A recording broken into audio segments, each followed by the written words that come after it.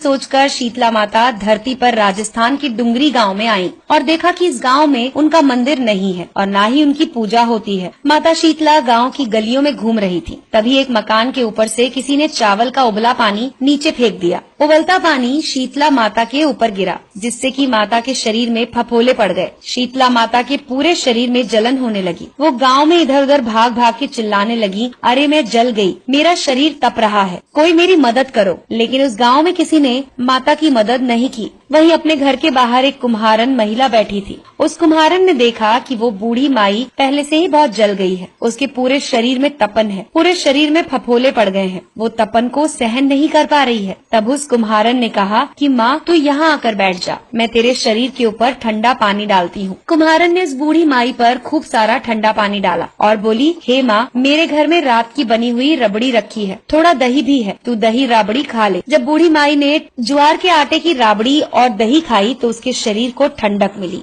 तब उस कुम्हारन ने कहा, माँ बैठ, तेरे सिर के बाल बिखर गए हैं, ला मैं तेरी चोटी बना देती हूँ। कुम्हारन माई की चोटी गूंथने के लिए कंघी से बालों में करती रही। अचानक कुम्हारन की नजर बूढ़ी माई के सिर के पीछे पड़ी तो कुम्हारन ने देखा कि एक आंख बालों के अंदर छुपी हुई है। ये देखकर वो कुम्हारन डर के मारे भागने लगी। तब उस बूढ़ी माई ने कहा कि रुक जा बेटी, तू डर मत, मैं भूत प्रेत नहीं हूँ, मैं शीतला देवी हूँ। मैं तो इस धरती पर देखने आई थी कि कौन मुझे मानता है, कौन मेरी पूजा करता है। इतना कहकर माता ने अपने हीरे जवाहरात के आभूषण पहने हुए, सिर पर स्वर्ण मुकुट धारण किया हुआ अपना असली रूप उसको दिखाया। माता के दर्शन कर कुम्हारन सोचने लगी कि अब मैं गरीब, इस माता को कहाँ बिठाऊं। तब माता बोली, हे बेटी, तू किस सोच में पड़ गई है। तब उस कुम्हारन ने हाथ जोड़कर आंखों में आंसू बहते हुए कहा, हे माँ, मेरे घर में तो चारों तरफ दरिद्रता है, मैं आपको कहाँ बिठाऊं। मेरे घर में ना तो चौकी है न ही आसन। तब शीतला माता प्रसन्न होकर उस कुम्हारन के घर पर खड़े हुए एक गधे पर बैठ गयी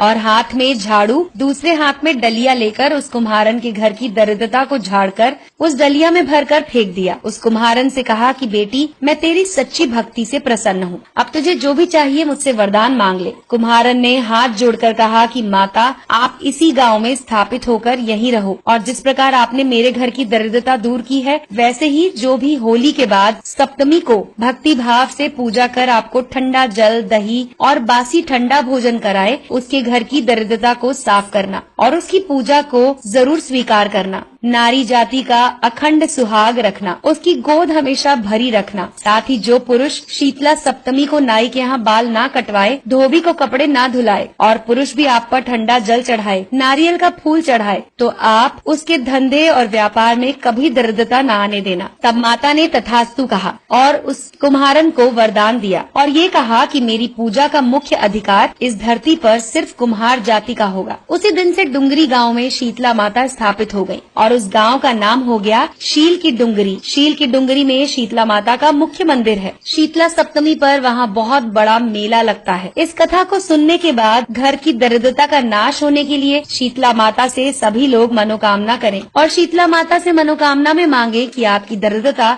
दूर हो जाए। दोस्तों, अगर आपको ये कहानी पसंद आई हो तो इसे लाइक करें और अपने डाउनलोड मौज।